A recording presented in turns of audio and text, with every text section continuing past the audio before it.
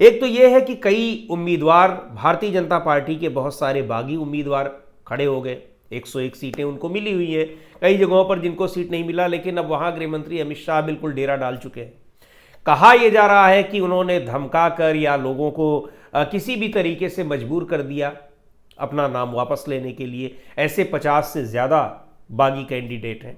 खैर, उन्होंने नाम वापस लिए या जो कुछ भी हुआ, ये उनकी पार्टी का अपना अंदरूनी मामला है। लेकिन अगर धमका कर, चूंकि देश के गृह मंत्री हैं, अगर इस तरीके से लोगों को नाम वापस लेने के लिए मजबूर किया गया है, तो ये स्थितियां चुनाव आयोग को देखनी चाहिए। और ये कानून और व्यवस्था से जुड़ा हुआ मामला है, साधारण मामला नहीं है। हर व्यक्ति को चुनाव लड़ने का अधिकार है जो चुनाव लड़ने की एलिजिबिलिटी को फुलफिल करता हो, यानी जो उसकी आवश्यक योग्यताएं हैं, अगर वो उनको एक तरीके से पूरा कर रहा है तो वो चुनाव लड़ सकता है।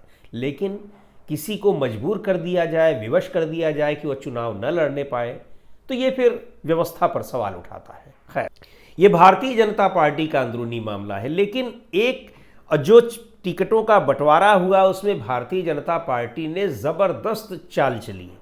चाल ये चली कि वो तीनों बाकी जो नीतीश कुमार के अलावा जो पार्टियां हैं, आगे चलकर उनको अपने में मिला लेगी भारतीय जनता पार्टी, और नीतीश कुमार को किनारे लगा देगी। ऐसी खबरें लगातार आती रहीं।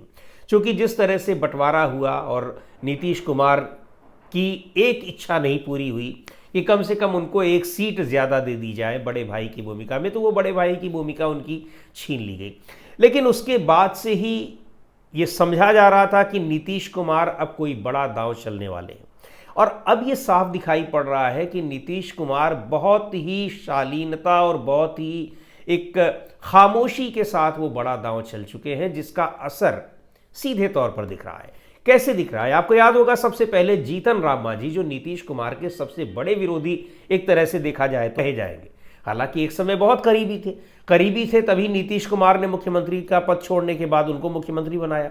लेकिन जब दोबारा उनको पद से हटाकर खुद मुख्यमंत्री बने तो दोनों में कड़वाहट आ गई। ये कड़वाहट इस स्तर तक पहुंच गई कि जीतन राम मांझी को अपनी पार्टी बनानी पड़ी। तो ये अलग बात है, यानी दोनों के बीच मनमुटाव, दुश्मनी जैसे स्तर तक पहुंच चुकी थी। बावजूद इसके जीतन राम मांझी ये कह रहे हैं कि नीतीश कुमार के ही नेतृत्व में चुनाव लड़ा जा रहा है, और अगर एनडीए गठबंधन चुनाव जीतता है तो मुख्यमंत्री नीतीश कुमार ही बनेंगे।